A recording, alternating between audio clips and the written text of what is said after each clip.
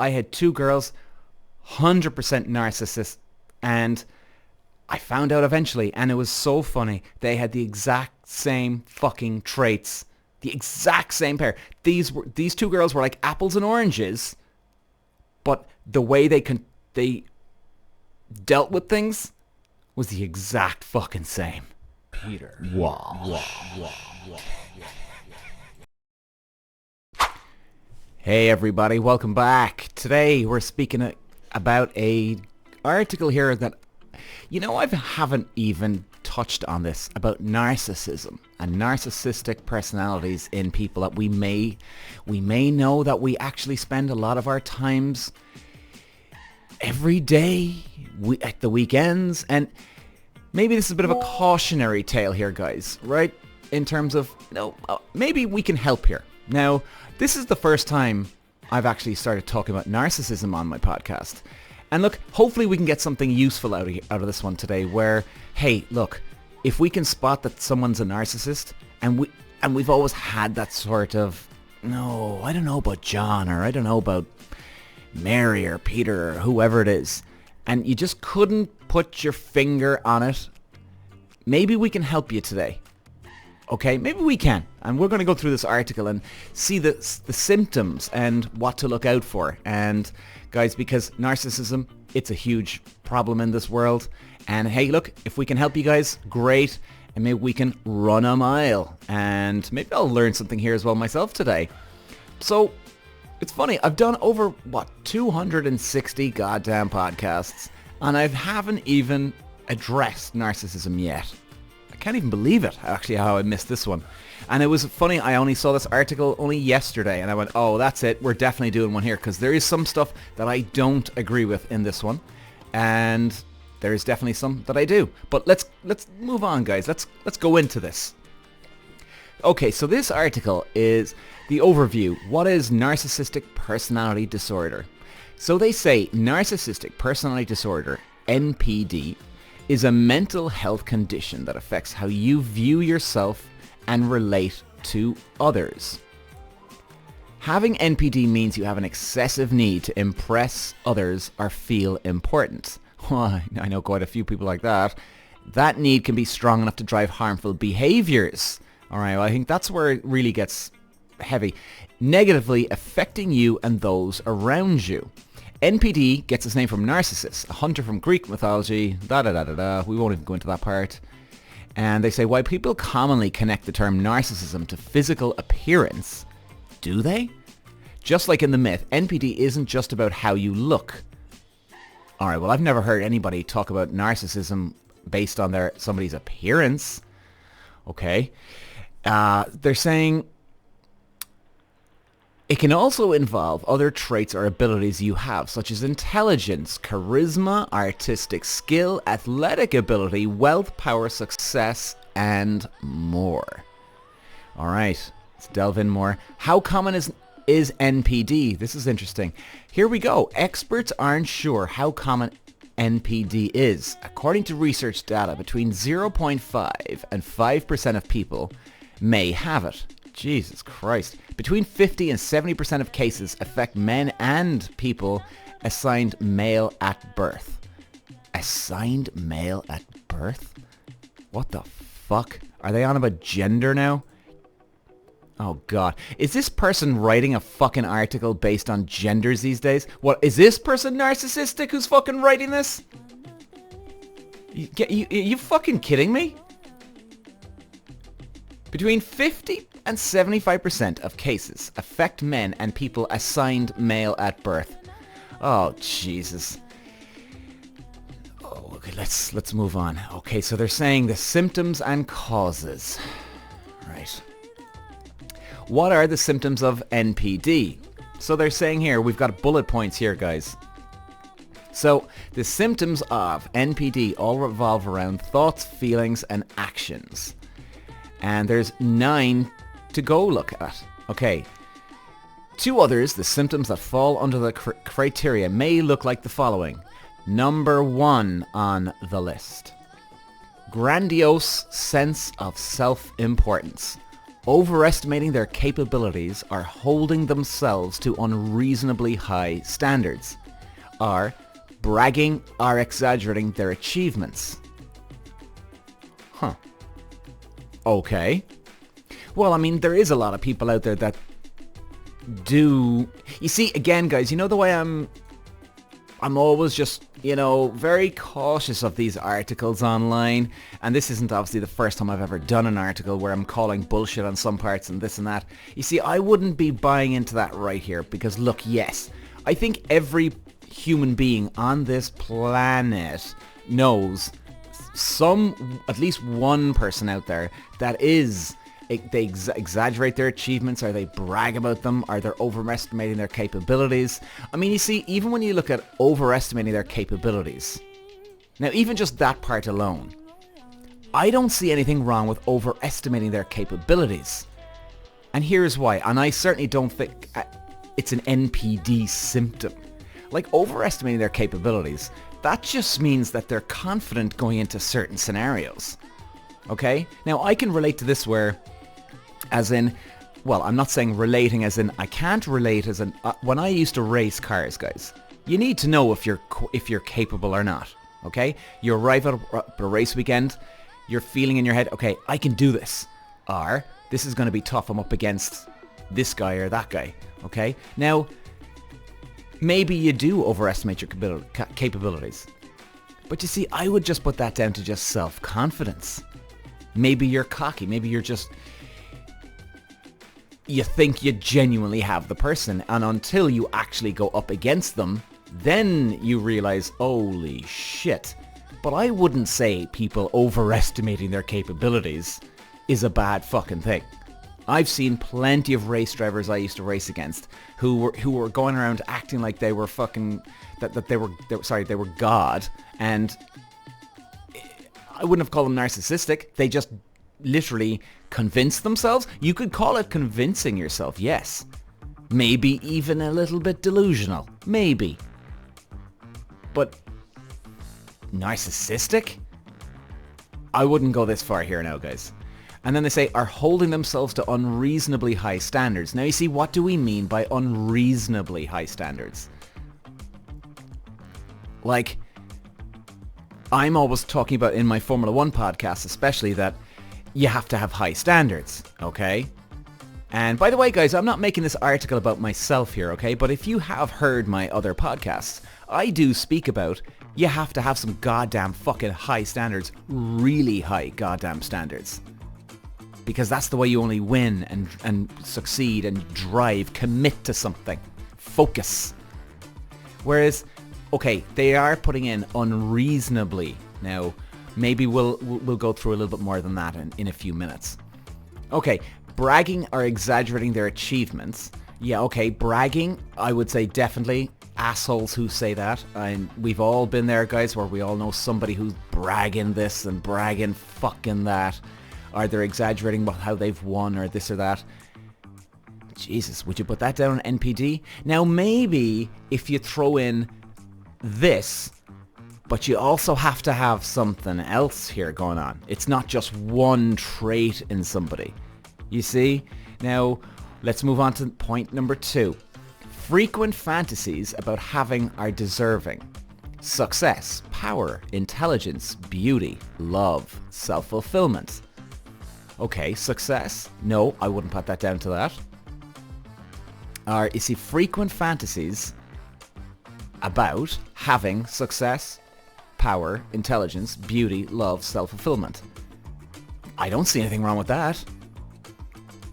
Doesn't, like, frequent fantasies about having, like, when I used to race cars, and even to this day to when I'm doing stuff, career stuff, I would fantasize about winning. I would fantasize about, example, getting the girl. I would fantasize about having the greatest podcast ever, which I will anyway, but you know what I mean? As in, you have to have a goal here. You've got to start with a fucking fantasy. It comes from you first. That's where your motivation, the fuel to get you over the finish line. You have to have that. Okay, now here's a different scenario though. So frequent fantasies about having are deserving, so let's rephrase that. Frequent fantasies about deserving success, power, intelligence, beauty, love, self-fulfillment. Well, deserving success? Would you put that down to NPD? Jesus, I don't think so. I mean, it depends on how you fucking act around other people. If you're screaming and shouting, I fucking deserve to win, asshole, not you, fuck you, I'm the man. Well, that's a different story. But again, I just wouldn't isolate that, oh, Peter feels that he deserves the success here. I think that's a good thing to actually feel that you need to have. Deserving success, right? The fact that you, Peter or Mary or whoever it is, you've put so much work and effort into something where then somebody else just comes along, does no work and just steals what you just got. They don't deserve it, but you clearly do. And it's okay. There's nothing wrong with you feeling you deserve it. And in fact, I think that's a great trait to have because you'll have less chance of you sabotaging yourself if you really believe you deserve something, but because you've put the work into it. Now, if you feel you're just rocking up to somewhere and you've never put a tap of work into something and yet you think you deserve the success out of that with putting no work in, well then go fuck yourself. You are a fucking asshole. Now maybe that could be NPD. Maybe that is the NPD that we're talking about here. So frequent fantasies about having or deserving power. Okay, well definitely narcissism comes into power, right? Intelligence. Well, you see, there's different forms of intelligence, right? I mean, you could have somebody who's really good at fucking maths, but then they don't have a fucking clue about what to do 99 other things. They could be really good at one, but shit at 99 things. You could have somebody who's good at 100 things, not a genius, but they're good at 100 things instead of one. I don't think there's anything wrong with that. Having feeling or desiring intelligence or feeling you... Now, deserving intelligence? Well, you're either smart or you're not. You don't... you don't get more intelligent because you feel you deserve intelligence. Okay, let's move on to the next one. Frequent fantasies about having or deserving beauty. Now, beauty, I don't know what they mean by that. Love. Okay, now definitely I can see where this one's going here.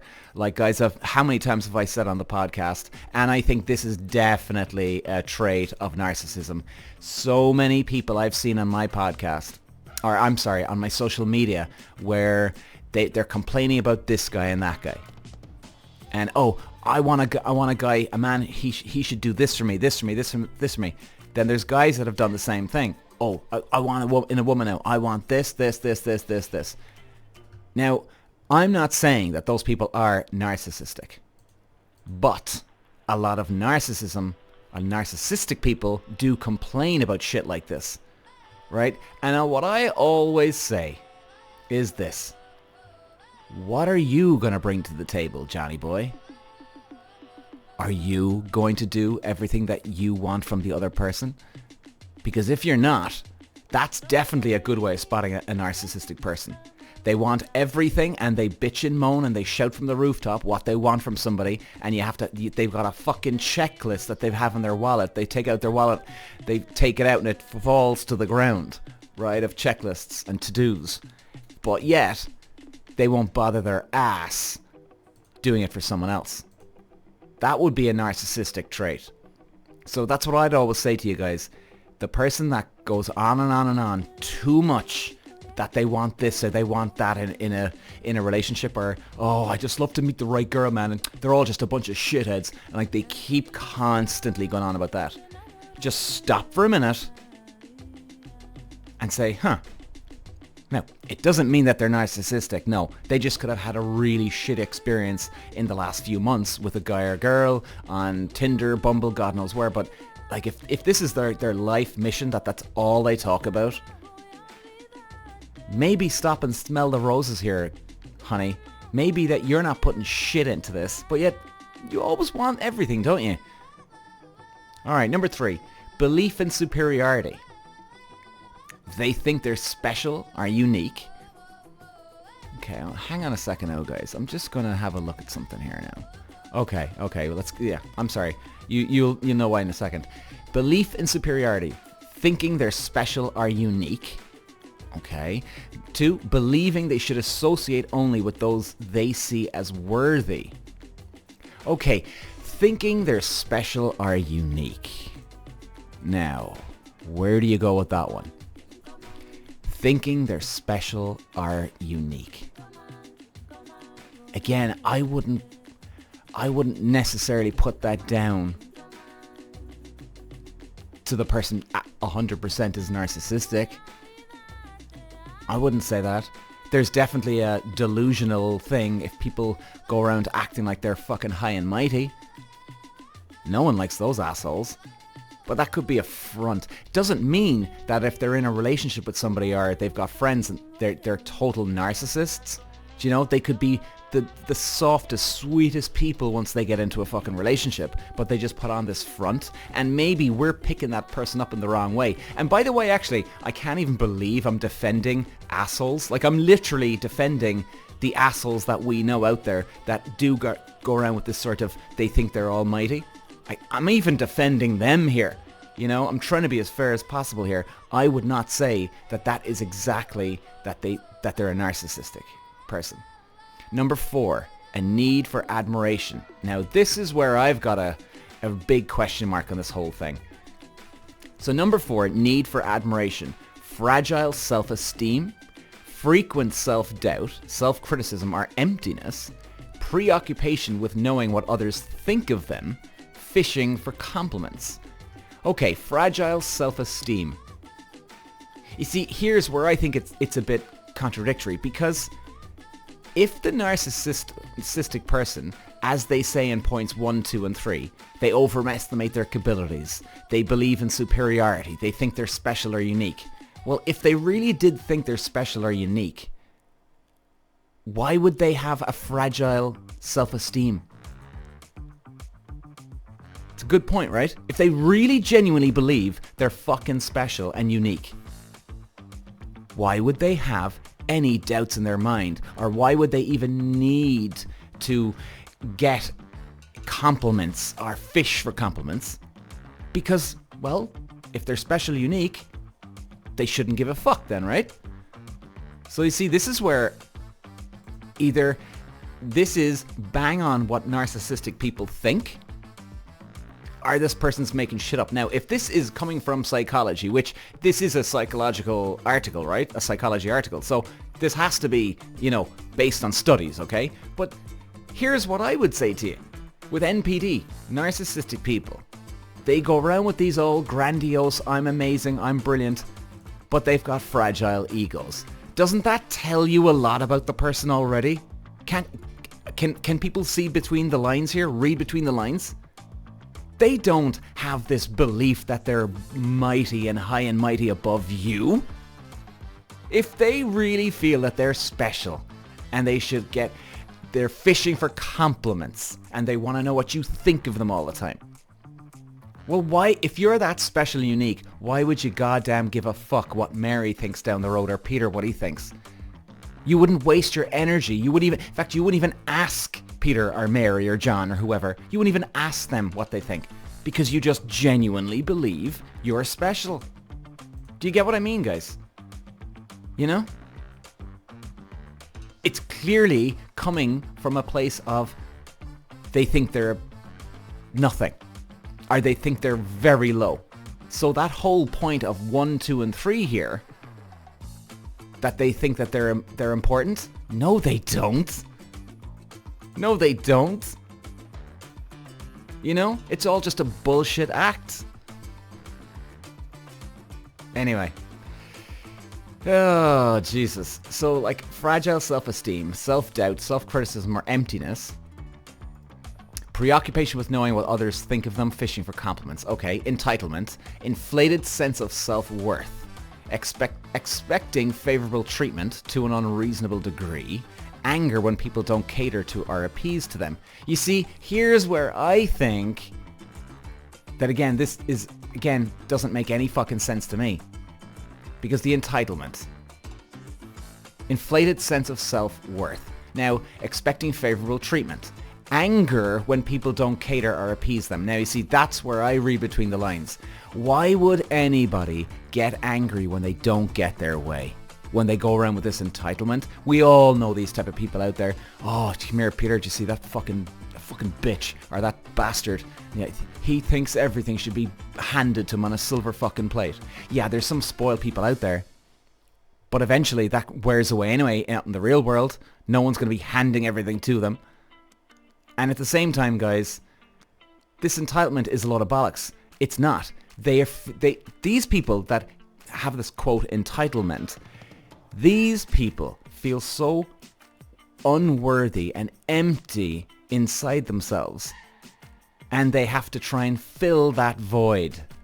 That's the whole root of the problem. They feel empty. They have nothing to offer. And you know the way you have these people in relationships, the narcissist, and you think that they're entitled to everything? You see, when we talk about entitlement, we talk about, oh, this girl or this guy thinks they're glorious, they're the greatest thing the world's ever seen.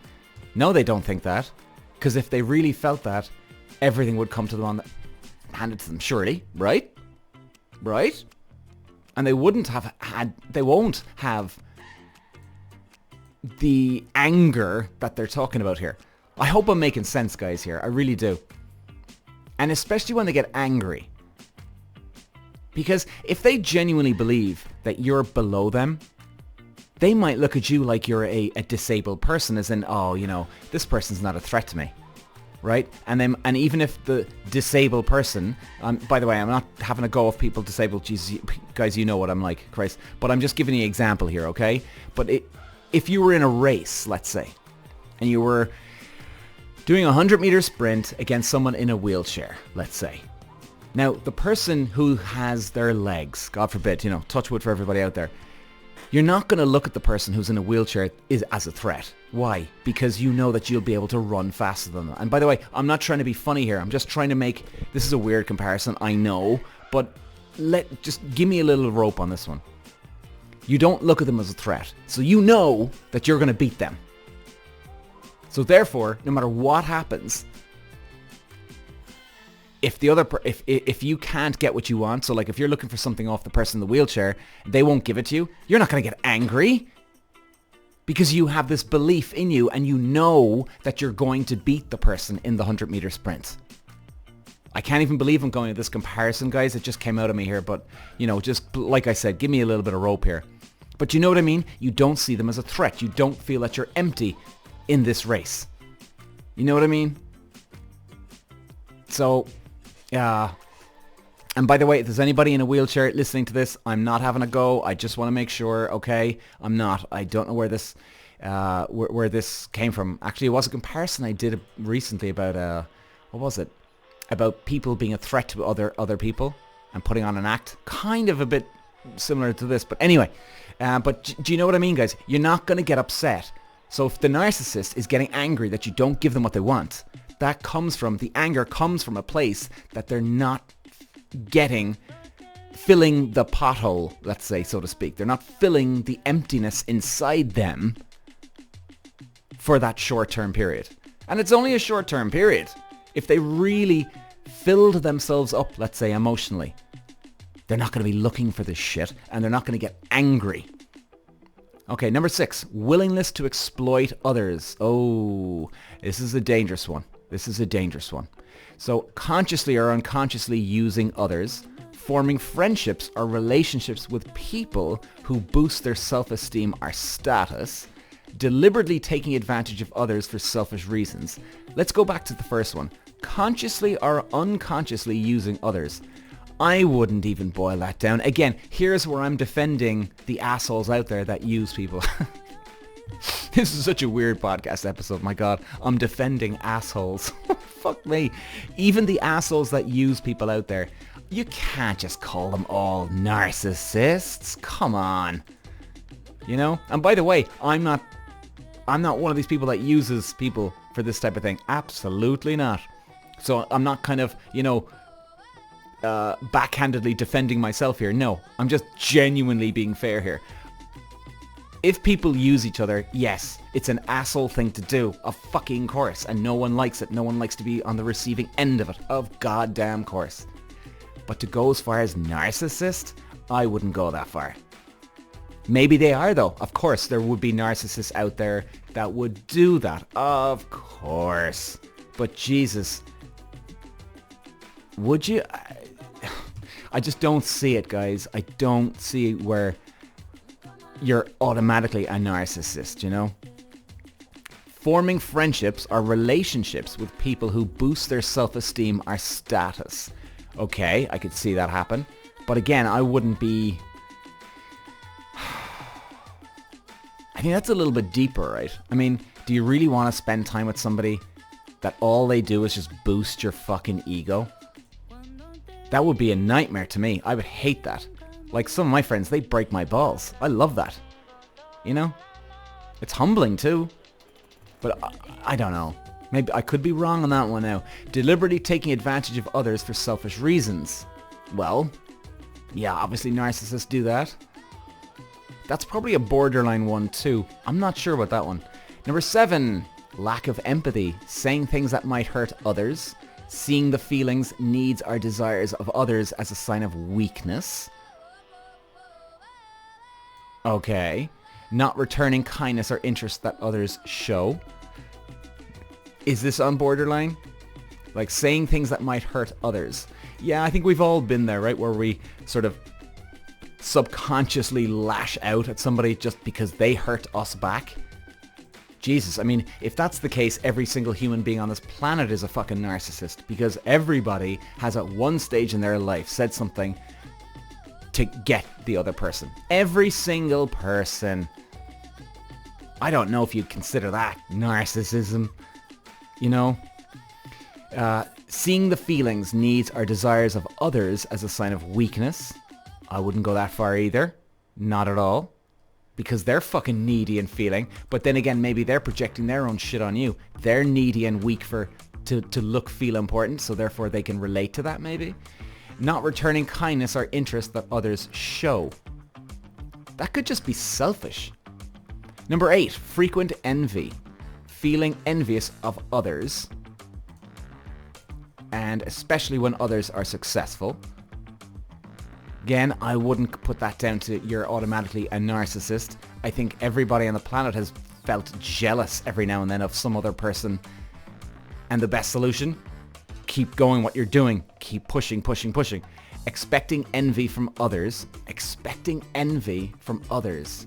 Playing the victim card. Yeah, I definitely think, guys, if I was me, one big trait I've seen, I've had narcissistic, especially 2 narcissistic ex-girlfriends, and holy shit, they were looking for envy. They were always the victim. I mean, unbelievable how often they were the victim, and it was unbelievable how many times they would do something to hurt you though at the same time. Belittling or diminishing the achievements of others. No, I wouldn't automatically put that down to you're a narcissist automatically straight out of the bat. I don't think so. I don't think so. Everybody can be like that. Arrogance, patronizing behavior, behaving in a way that's snobby or disdainful, talking down or acting condescendingly. Okay. People with NPD may also show other behaviors related to the 9 criteria, such as fear or avoiding vulnerability, withdrawing from others to hide feeling vulnerable, perfectionism, hypersensitive to criticism, rejection or failure, experience severe depression relating to rejection or failure, reacting with anger when they feel criticized or rejected, faking humility to hide their feelings or protect their self-importance. Okay, that's an interesting one. Avoiding situations where failure is possible or likely, which can limit achievements. Get your head around that one, guys and girls. Okay, next one. Okay, this is maybe not a bad one here. What causes narcissistic personality disorder? NPD is a mental health condition. So experts aren't sure exactly why it happens. For now, the main contributing factors to NPD seem to be genetics. People with NPD are more likely to have parents or close relatives with it. Observation and imitation. Children can observe, imitate, and learn traits and behaviors that can develop into the NPD. Negative childhood experiences, okay? Parenting style, overindulging children, may lead to a child who grows to expect and demand the same treatment they receive from parents or parental figures. I wouldn't necessarily, put it all down to that either. You can still have a spoiled little fucking brat who's a kid and they're just assholes. And then you can have some kids that are spoiled, but they're really nice kids. They're really fucking nice kids. Culture, really? Research indicates that the culture you grow up in can influence your risk of developing NPD. The risk seems to be higher in cultures where individualism and personal independence are more encouraged. People who grow up in cultures that encourage a sense of community and collective action are less likely to develop NPD. Alright. Okay. Now. Okay. We're nearly done, guys. We've got two last. How is narcissistic personality disorder diagnosed? Interesting. A healthcare provider, usually a psychiatrist or a psychologist, can diagnose NPD by talking to you and asking questions about your life and interacting with others, friends or loved ones.